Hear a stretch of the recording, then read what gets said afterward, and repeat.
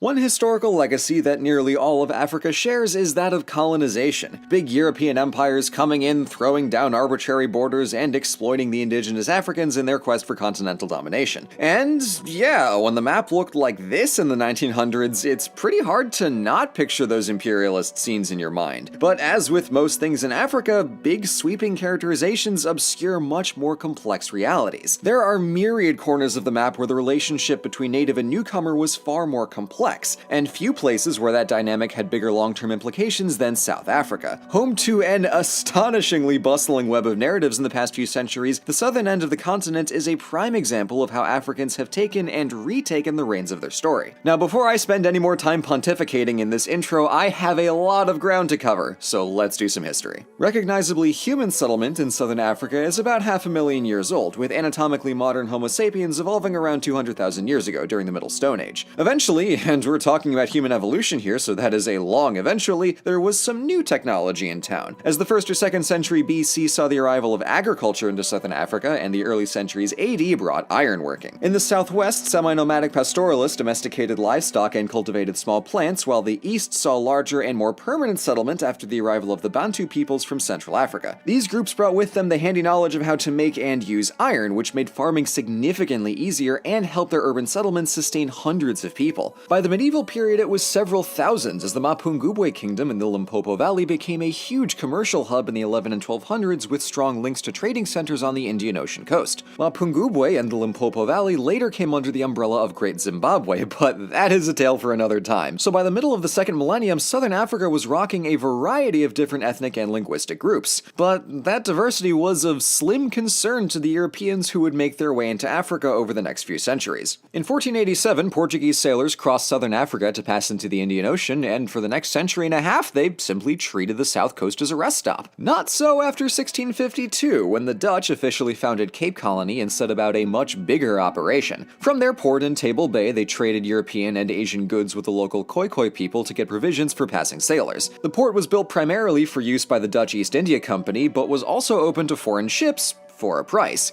Keen to min-max this business model, colonists ventured beyond Table Bay in order to do some of the farming themselves. Easy money. The problem was that the Khoikhoi were slightly nomadic, moving around seasonally just as the early pastoralists in the region had done. But when Dutch farmers, or boers, wandered onto a nice plot of land that wasn't occupied right this very second, they assumed it was finders keepers. When the Khoikhoi politely informed them that the land was, in fact, theirs, the Dutch revised their initial statement to conquerors' keepers and fought 2 wars between 1659 and 1677 to assert their claim. This would start a bit of a trend as Boers pushed further inland with the specific intent to stay. The accidental importation of smallpox in 1713 hit the Khoikhoi especially hard and significantly widened the opening for the Boers to step into. By the later 1700s, the Khoikhoi weren't widely enslaved or exported like West Africans had been for the Atlantic Triangle trade, but they were definitely suppressed into a servile working class. That said, there were chattel slaves in the Cape Colony, but they just weren't South African. Dutch sailors had actually imported slaves from the Indian Ocean, mostly Muslims, which further stratified the racial class system. Keep that in mind, because it'll show up later. But soon, even the Dutch would no longer be atop the pyramid, because some European geopolitical slapstickery,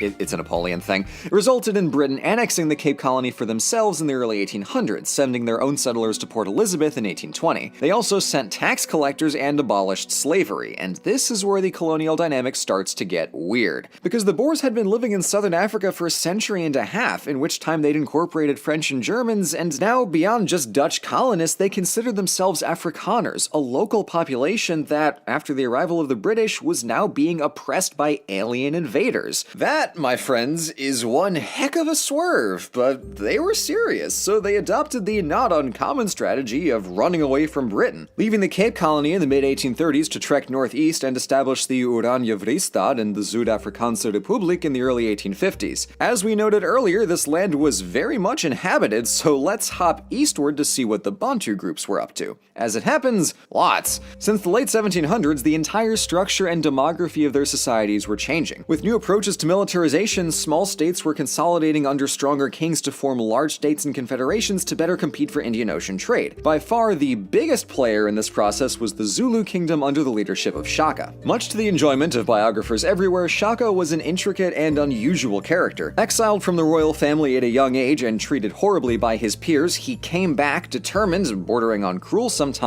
He never married or had any recognized children, and his most trusted advisor was his mother. Good son. At a young age, Shaka proved himself as a warrior for the neighboring Mtethwa Confederation, and with their support, he became leader of the Zulu after his father's death in 1816. And when the Mtethwa king died 2 years later, Shaka became the dominant player in that confederation. From there, it was go time, and the Zulu expanded rapidly, fighting hard but working to incorporate conquered kingdoms into the new Zulu state. Still, many were not fans, and migrated away from the conflict, which led to huge demographic redistribution, with some displaced groups like the Lozi and Ngoni going almost 1,000 miles north. But Shaka wouldn't live to see the longer-term success of his kingdom, as he was assassinated in 1828 by one of his half-brothers. Still, the Zulu kingdom stayed strong and ran up against the Afrikaner Voortrekkers in the mid-1850s. And this is where our two plot lines converge, and the resulting frontier zone between Afrikaner and British and Zulu and other Bantu groups is, complex.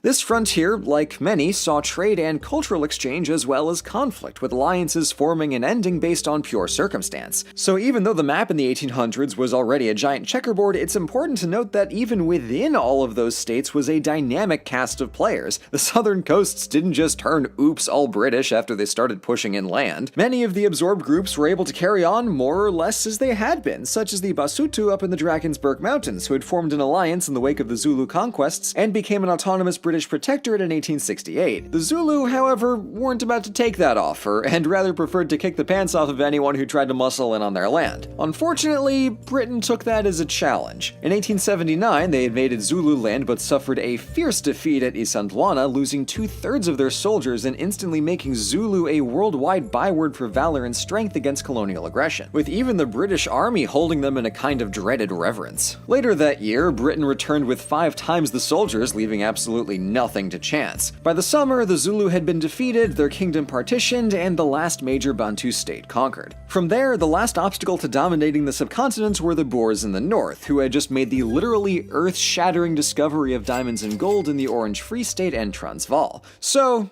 naturally, Britain did the shooty-shoot grabby-grab. First failing in 1881 and then succeeding in 1902 with the help of 500,000 soldiers from across the empire. In 1910, the disparate British colonies were reorganized into the Union of South Africa, and it wasted precisely 0 time restructuring the mines for peak efficiency. What began as a simple resource rush now developed into a highly organized and ultimately nation-defining industry, with no piece of South Africa untouched by the consequences of mining. The almost inconceivable power of these mining enterprises was largely a product of control over the outbound supply of diamonds so that the prices would stay high, and over the wages, workspace, and even living conditions of the miners who dug and refined it all. This was especially hard on black South Africans from outside the posh city centers, who left their rural families to do dangerous, labor-intensive gold mining work for extremely low pay because even that was still the best option. And it was probably harder on the women, who had to take care of the entire family and do the farming. In the early 1900s, South Africa was definitely not being subtle about the unequal distribution of lands, the rampant wage discrimination, or the white monopoly on political power. This wasn't slavery, but it was a very robust system of discrimination, which history has come to know as apartheid. This overtly white supremacist ideology became official policy after the Afrikaner Nationalist Party won the elections of 1948. But the economic, social, and political mechanisms that enabled apartheid were already hard at work in the decades prior. What changed here was their intensity and the rigid legal framework intended to make this system permanent.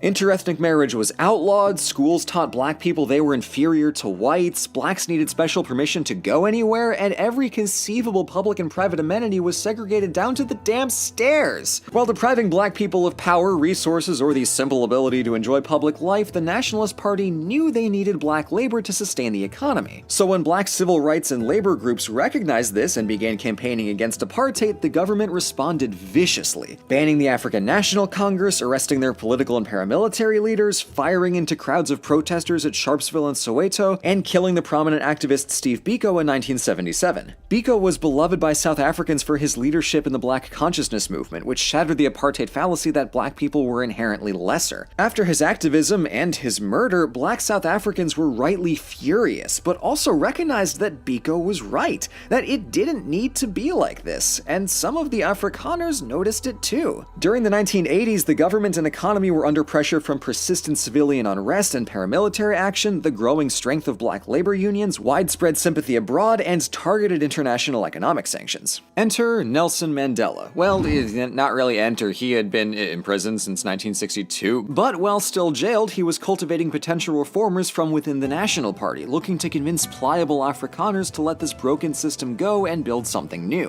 In 1990, F.W. de Klerk became president, and he and Mandela negotiated on a series of reforms, such as legalizing all political parties, freeing political prisoners, and holding South Africa's first multiracial election, which in 1994, a newly liberated Mandela won by a landslide. He finished de Klerk's process of dismantling apartheid and set South Africa on a course to becoming a proudly multiracial democracy. Almost 3 decades later, there's still plenty of work to be done, but with institutional racism no longer official policy, it's now possible to do that work. Like most places on the African subcontinent, South Africa has been through an absolute ringer of a history in the past few centuries. Between migration, commerce, disease, colonization, convergence, exploitation, oppression, resistance, and liberation. And all of the ethnic and cultural groups that call South Africa home were playing an integral part. And it's already my great regret that I wasn't able to discuss them all in this video. But this grand diversity is a real treasure that rewards every little bit of inquiry with a new perspective on this story. And it's the reason that South Africa is so deserving of its epithet,